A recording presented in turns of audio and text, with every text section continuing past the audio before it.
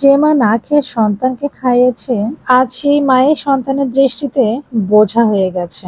এক সময় যার কান্না থামাতে মা রাত জাগত, আজ সেই সন্তানই মায়ের চোখের পানি দেখে না। বৃদ্ধ মা আজ দরজার পাশে চুপ করে বসে থাকে, কারণ তার প্রিয় সন্তান ব্যস্ত নিজের সুখের সংসারে।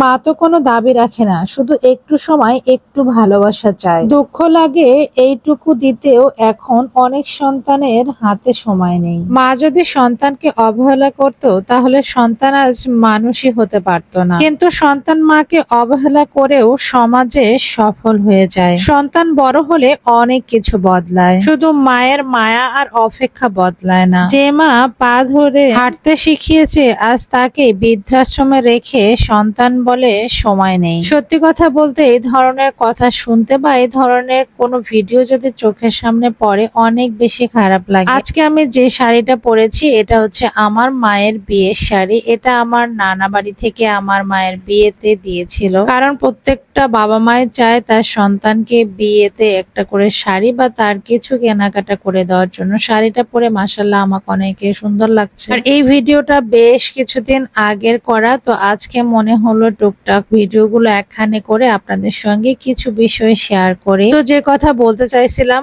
গত 2 দিন ধরে কি একটা ভিডিও আমার চোখের সামনে আসছে। বৃষ্টির মাঝে মুরগির ঘরে মাকে রেখেছে। যে মা নিজের সন্তানকে মৃত্যু ঝুঁকি নিয়ে গর্ভধারণ করে জন্ম দেয়, তাকে বুকের দুধ পান করিয়ে আস্তে আস্তে বড় করে হাঁটতে শেখায়, কথা বলা শেখায়, একটা সময় পড়ালেখা করে মানুষের মতো মানুষ হবে, বড় হয়ে সফলতা অর্জন করবে, অর্থবিত্ত, বাড়ি গাড়ি সব হবে, প্রতিটা বাবা মায়ের সব। অথচ সেই সন্তান প্রতিষ্ঠিত হয়ে গেলে আর বাবা মাকে মনে রাখে না, স্বীকারও করতে চায় না বাবা মা সন্তানের জন্য কিছু করেছে। বাস্তবতা খুব কঠিন আর অদ্ভুত। স্বার্থের জন্য রক্তের সম্পর্ক মানুষ ভুলে যায়। যাই হোক না কেন, যে কথাটা বলছি, যে মা নিজে ভিক্ষা করে দুইটা সন্তানকে মানুষ করেছে, আজ সেই মায়ের ঠাঁই হলো না ঘরে, শেষ পর্যন্ত তাকে মুরগির ঘরে রেখেছে। মুরগির ঘর বলতে মুরগির যে খোপগুলো আছেন, সেই খোপগুলার ভিতরে তাকে রেখেছেন। সে অনেক বয়স্ক একজন মা।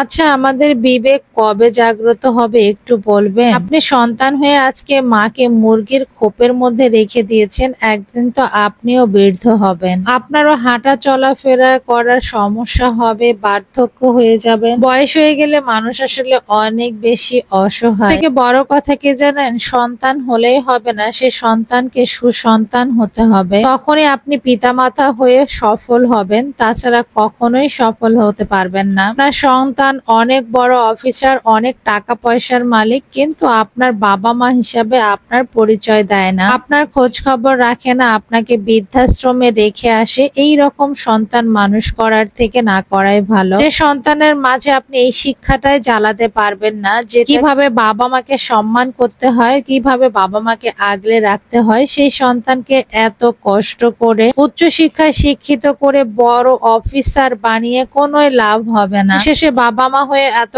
কষ্ট করে আপনার সন্তানকে মানুষ করার পর যদি আপনার ঠাঁই তার কাছে না হয়, তাহলে কি লাভ হলো বলেন? এত কষ্ট করে জীবনে এত ত্যাগ তিথি পরে যদি আপনার সন্তান মানুষই হতে না পারে, সত্যি কথা, আমরা যে কিসের পিছনে ছুটছি আমরা নিজেরাও জানি না। তাই সন্তানের জন্য সম্পদ তৈরি না করে সন্তানকে সম্পদ বানানোর চেষ্টা করুন। তো সবাই ভালো থাকবেন, সুস্থ থাকবেন। আল্লাহ হাফেজ।